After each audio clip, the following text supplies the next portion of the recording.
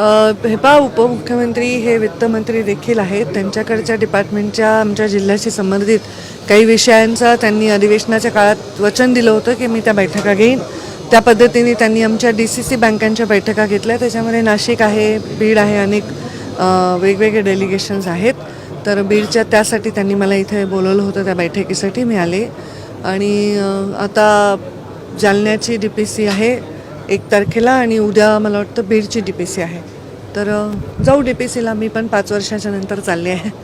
तर बघू काय. आता दादा स्वतः आहेत, मी आहे, सगळे आमचे जिल्ह्याचे नेते आहेत आणि पदाधिकारी सगळे असतील, अधिकारी सगळे असतील.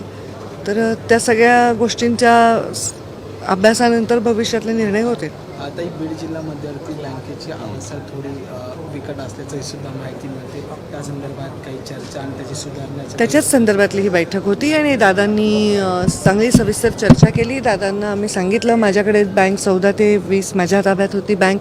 त्या काळातले सगळे जे व्यवहार होते, किती आपण 250 कोटीच्या आसपास विमा त्या बँकेतून वितरित केला, किती कर्ज वितरित केलं, बँक कशी मायनस होती, लॉसमध्ये होती, ती कशी प्रॉफिटमध्ये आणली, ह्या सगळ्या गोष्टी मी पण त्यांना ब्रीफ केल्या.